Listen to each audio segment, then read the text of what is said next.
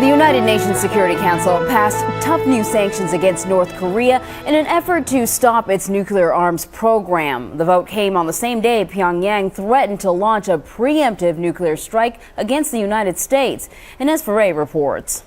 Please raise their hand. The United Nations Security Council unanimously approved tough new sanctions against North Korea in response to its February 12th nuclear test. These sanctions will bite and bite hard.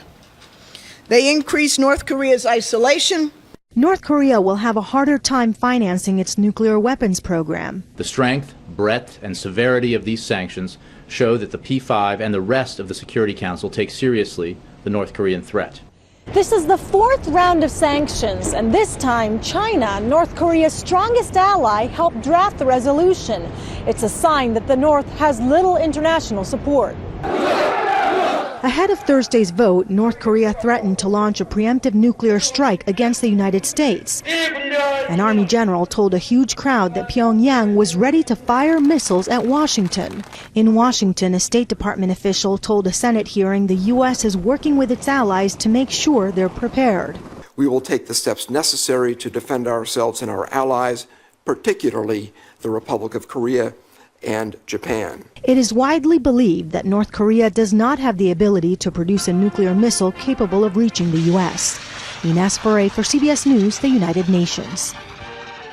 Now joining us this morning is Pam Falk, CBS News foreign affairs analyst. Good morning, Pam. Good morning, Anne-Marie. Okay, let's talk a little bit more about this. This is not the first time that North Korea has faced sanctions. I think this is the fourth round of sanctions. They continue with their nuclear program anyway, continue with this sort of rhetoric that we're hearing. Does this round have teeth? Yes, it absolutely does. This round of sanctions adds a lot to the specific sanctions against people, against travel. It has, in fact, an unprecedented new aspect that restricts travel of North Korean diplomats outside North Korea, which could mean in New York or anywhere else if they are suspected of being involved in the trade in ballistic missiles or nuclear technology.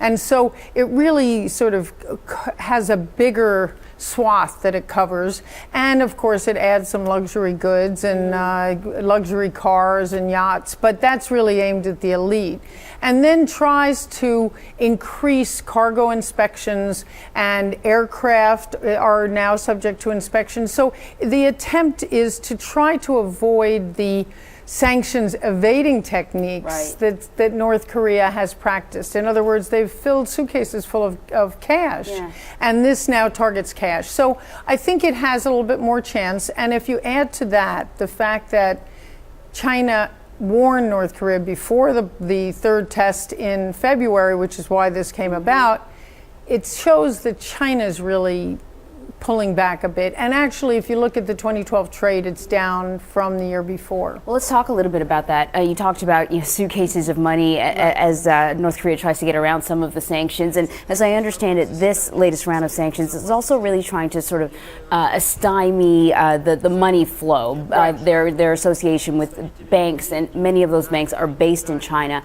How important is it to have China on board helping to craft this last round of sanctions? Totally. I mean, you're right, you hit it on the money, which is that only China can really enforce this. China still trades with North Korea, and if China were to stop trading with North Korea, that would really hurt North Korea, and they don't want it to go that far.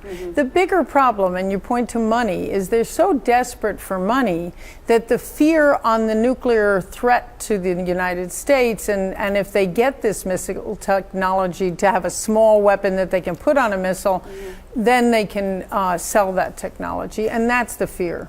So North Korea responds not by backing down, at least verbally. They have said that they are going to cancel the hotline to Seoul, also the 1953 armistice, which ended the Korean War. That upped the ante even more. What does this mean? It means that they're trying to get attention, and they also sent a message, curiously, through Dennis Rodman, that they want a phone. Kim Jong-un wants a phone call from Barack Obama. So it's definitely a mixed message. Yeah, I would say. Pam Falk, CBS News foreign affairs analyst, thank you very much for joining us this morning. It's good to be here, Anne-Marie.